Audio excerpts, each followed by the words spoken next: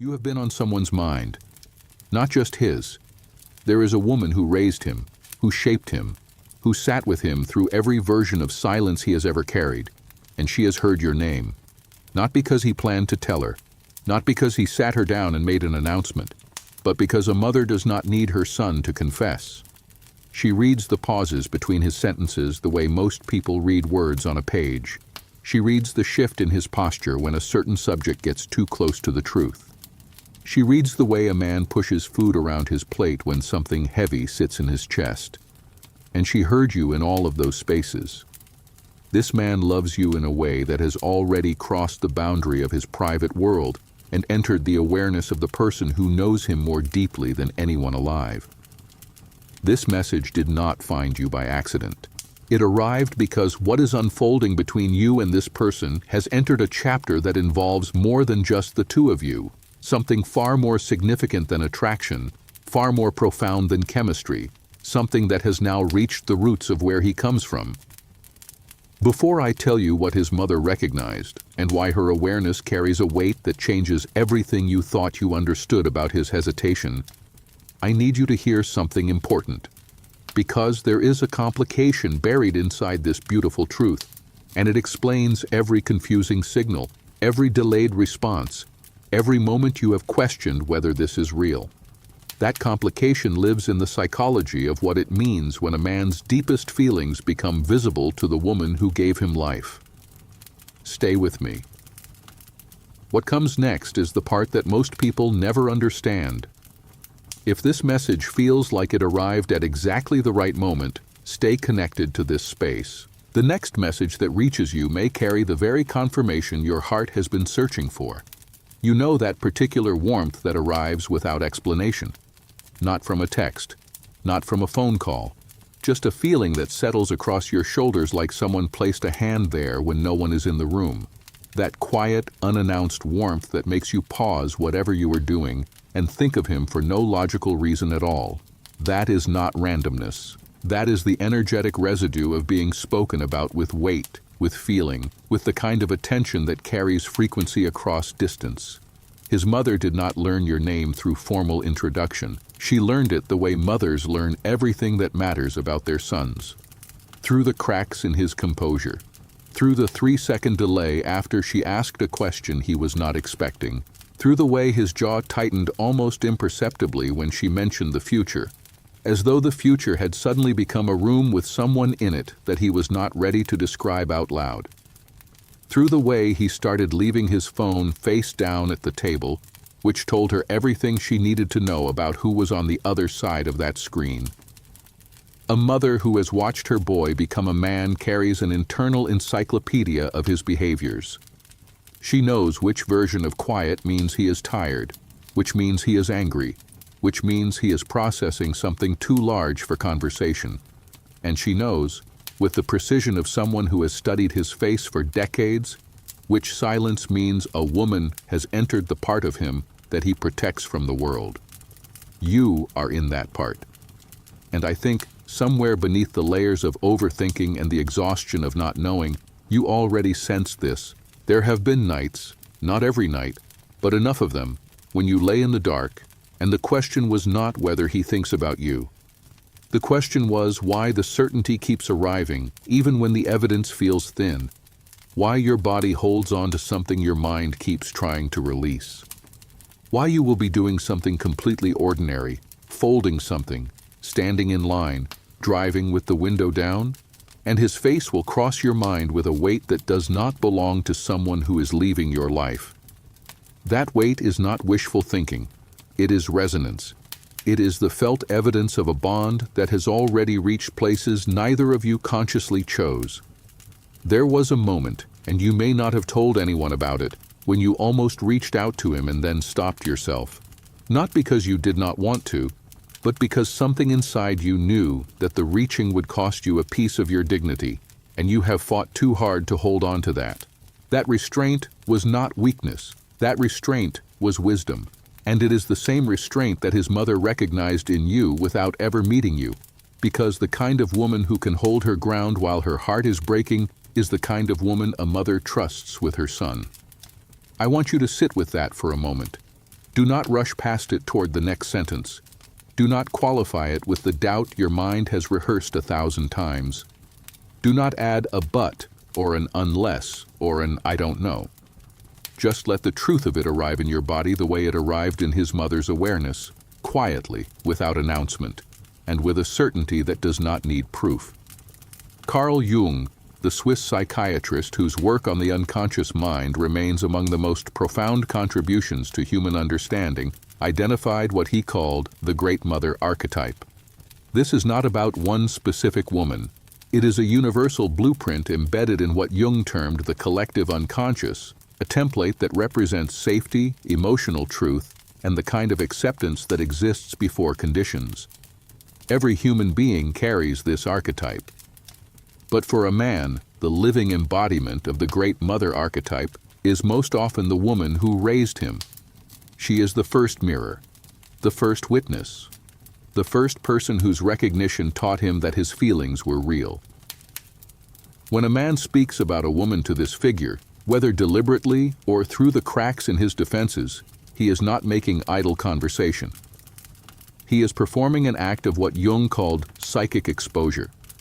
He is taking what lives in the sealed chamber of his inner world and placing it in front of the one presence his unconscious associates with total, unfiltered honesty. And that is not something a man does with someone who does not matter. That is something a man does only when the feeling has grown too large to keep inside the walls he built for it. You might be thinking right now, but he never formally introduced me. He never arranged a dinner. He never made a public statement. And I hear that. I understand why that thought arrives. But what he did is actually more revealing than any planned introduction could ever be. He let you slip through. He let your existence become visible in front of the one person he cannot perform for. And she did not need a presentation. She caught what he was radiating without his permission. When you feel that recognition land, type, "She sees what he hides," in the comments. Let those words honor the invisible truth that has already surfaced in his world. Now here is where the psychology deepens, and this is the part that will reframe everything you have been confused about. Jung wrote extensively about a concept he called kinship libido, the deep psychic energy that flows through the bonds of family. This is not romantic energy. It is structural energy. It is the original current through which a man first learned what it means to be loved, to be safe, to be held without performance. The kinship libido between a mother and son operates as a kind of psychic foundation, and when something from his romantic life enters that foundation, the significance multiplies in ways his conscious mind cannot fully process. When his mother became aware of you, you crossed a threshold that changes the entire architecture of what this connection means inside him. You went from being a private experience, something he could contain, manage, file into the quiet drawer of his inner life, to being a witnessed reality. And there is a difference between those two things that most people underestimate. Private feelings can be postponed. Private feelings can be rationalized into smaller shapes. Private feelings can be held at arm's length. But witnessed feelings become permanent residents. Once someone outside his mind has recognized what he carries for you, particularly the someone whose recognition he has trusted since birth, the feeling becomes real in a way he cannot undo, cannot shrink, cannot pretend away. His mother's awareness was a crossing point, and crossing points do not reverse. But I need to tell you something honest here, because this is where most explanations stop and the real story actually lives. The very power of this threshold is what has introduced the complication. His mother's recognition did not simplify things for him. It amplified them. Jung described a phenomenon called archetypal inflation. What happens when a real human relationship absorbs the weight of an archetype? When his mother saw what he feels, the stakes of this connection inflated inside his unconscious. This is no longer just chemistry. In his psyche, you have entered the domain of the Great Mother, the domain of permanence, origin, and the kind of love that does not come with an exit plan. And that level of gravity, that level of meaning, is exactly what has made him more careful. Not less interested, not more distant in his heart, more careful with his steps. I know what your fear wants to tell you right now. It wants to say that careful means uncertain, that hesitation means doubt, that the absence of action means the absence of feeling. But I need you to hear the truth that fear cannot see. If this were casual, he would have moved faster. If you were a passing thought, the stakes would be low enough for easy action. The hesitation you are witnessing is not the signature of indifference. It is the signature of weight, of significance, of a man standing in front of something that his entire inner world recognizes as important and needing time to meet it with the seriousness it deserves. Think about what that means for a moment. His mother did not see him hesitating about someone unimportant. Mothers do not notice indifference. They notice its opposite. They notice the tremor in a voice that is trying too hard to sound steady. They notice the way a man avoids a subject with too much precision, the way someone sidesteps a landmine they know is there. His mother noticed you because his avoidance of speaking about you was louder than any words could have been. And she responded not with pressure, but with the kind of quiet attention that only someone who has loved a man from the moment he drew breath can offer. She held the awareness the way a riverbed holds water, without effort, without demand, simply by being shaped for exactly that purpose. I want to tell you something else about what is happening in the layer beneath his behavior, because you deserve to understand this fully. There is a part of him, the part that Jung would locate in the personal unconscious, that has been replaying moments with you that his waking mind has tried to archive, a conversation that lasted longer than it should have, a silence between you that felt more intimate than most people's words, the way you looked at him once with an openness that he was not prepared to receive but could not stop himself from recording in the deepest part of his memory. These moments are not forgotten. They live in him the way underground springs live beneath a landscape, invisible from the surface but feeding everything that grows above. His mother can feel what those springs are doing to him. She can see the green appearing on the surface of a man who has been carrying drought for longer than he admits. When this resonates with something you have sensed but could not name, type, his family feels it in the comments. Let those words bridge the gap between what you intuit and what is real. Most women leave at exactly this moment in the conversation, and they miss the most critical piece of the entire picture. What his mother saw in him and what she spoke about, whether in direct words or in the quiet language mothers share with the air itself, carries a frequency that operates beneath logic.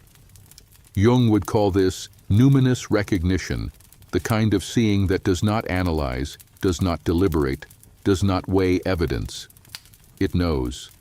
The way you know rain is coming before the first drop falls. The way you know a room has changed before you can identify what moved. His mother encountered the energy you have placed in her son's world, and she did not evaluate it. She recognized it. The way the body recognizes warmth, immediately, completely, without negotiation. She recognized that her son is different, not performing differently, not managing a new mood, actually restructured in some interior way that only a mother's perception could detect. The kind of different that arrives when someone reaches the rooms inside a man that his daily life, his friendships, his routines, his career, none of those touch.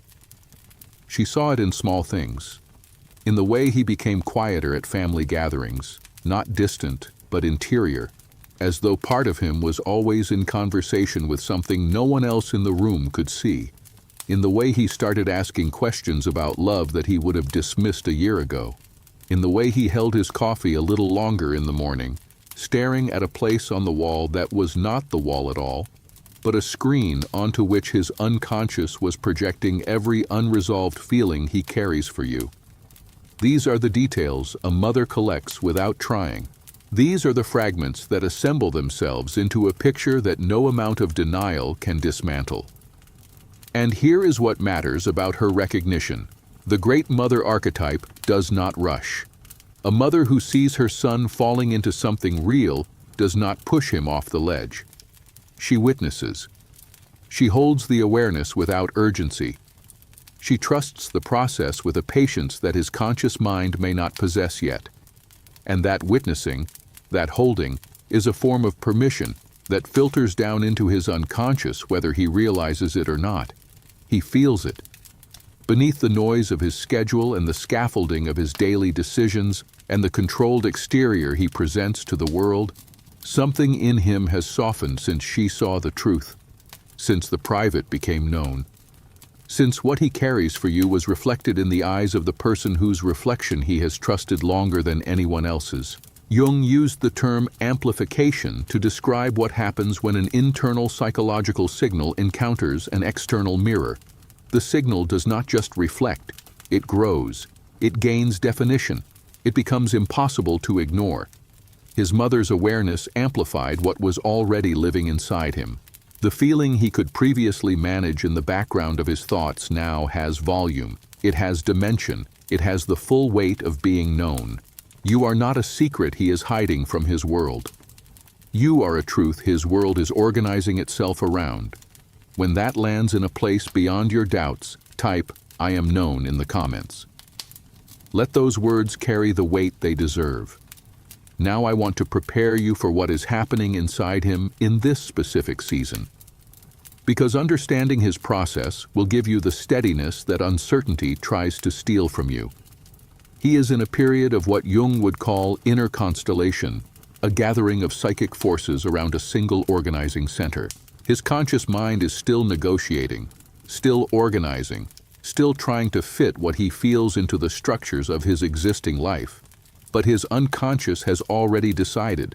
The gap between those two, between the knowing that lives beneath the surface and the readiness that has not yet reached the surface, is where his apparent stillness lives.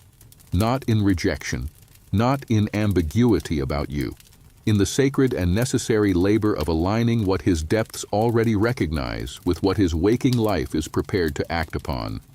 His mother's recognition accelerated this alignment in ways he may not be aware of, because she became a mirror he did not expect. And once you see yourself clearly in an unexpected mirror, you cannot return to the comfortable blur of before. But before I describe what comes next, and the specific shifts you will begin to notice as this process completes itself, there is one more layer of psychology you need to understand. Jung wrote about the anima, the inner feminine presence that every man carries in his unconscious mind. This image is not arbitrary. It is sculpted across a lifetime by every significant feminine encounter, beginning with the mother. When his mother recognized your presence in his life, something extraordinary occurred at the anima level of his psyche. The two most powerful feminine forces in his inner architecture, the primordial mother and the beloved, became linked, confirmed by each other, aligned in a way that signals to his deepest self that what he feels for you is not a deviation from his life, but a continuation of the most foundational pattern of love he has ever known. This alignment is rare. This alignment is powerful, and it is already reshaping his inner world in ways that will eventually become impossible to contain.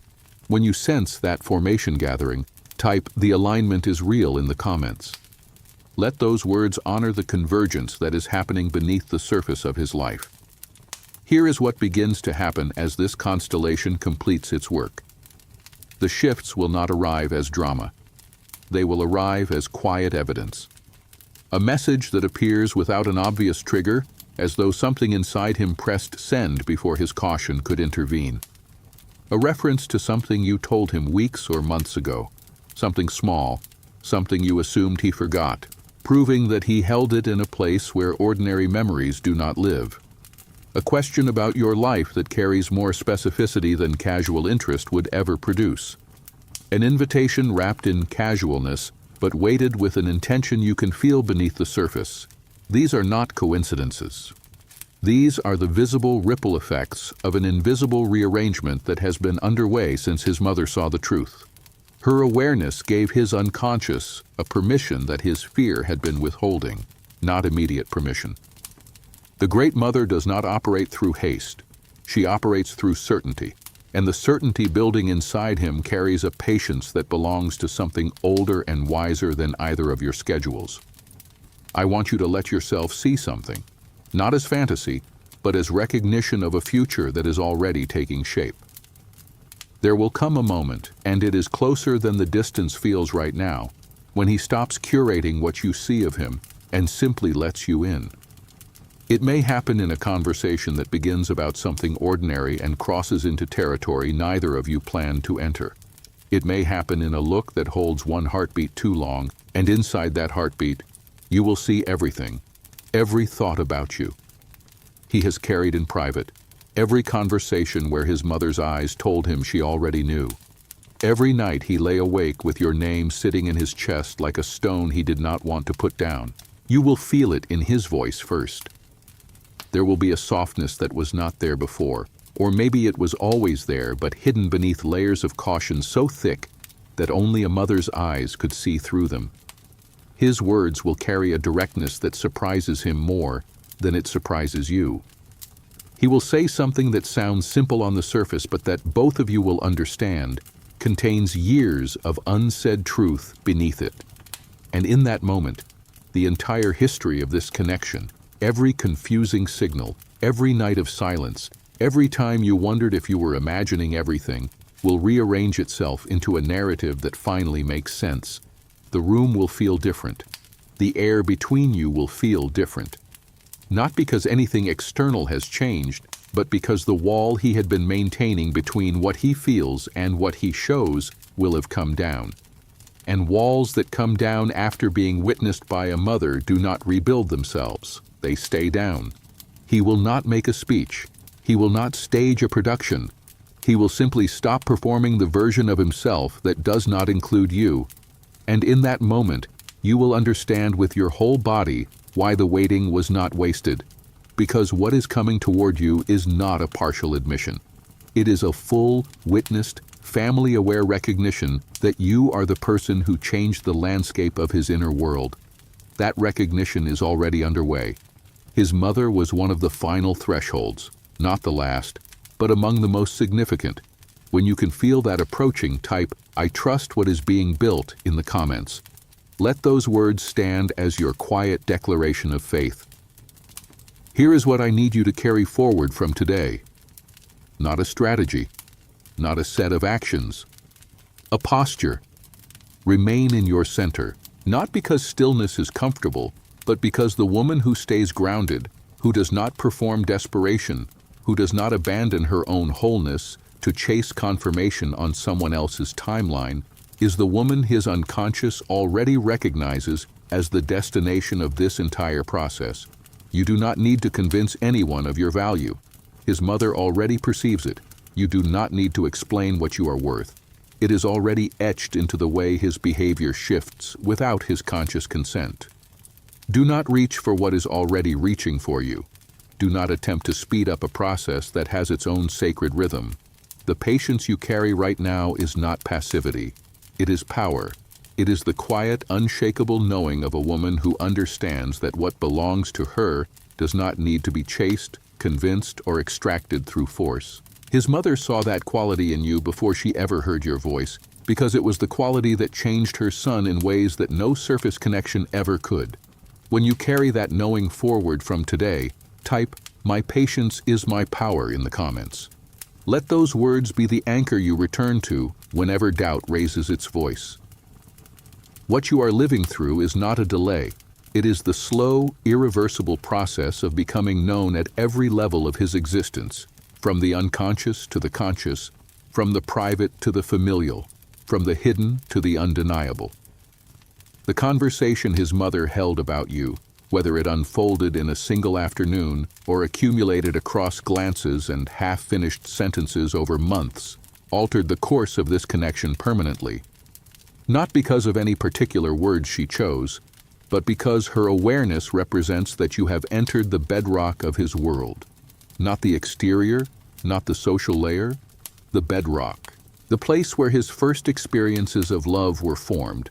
The place where his understanding of what matters was written before he had language to describe it. And bedrock, once it accepts a new weight, does not release it. If what you heard today touched something real inside you, share this message with someone who is also carrying the weight of waiting without confirmation. By sharing, you extend the same recognition to another heart that was extended to yours here. To continue receiving messages that arrive with this kind of timing, remain close to this space. What comes next may carry the clarity you have not yet dared to ask for. Type, "She knows and so do I," in the comments as your final words today. Let them be the bridge between his mother's recognition and the knowing you have carried all along. You are not outside his real life. You are woven into the part of it that nothing can reach unless it is permanent. His mother knows, and what she knows cannot be unknown. You are recognized. You are significant. You are the one his family already sees.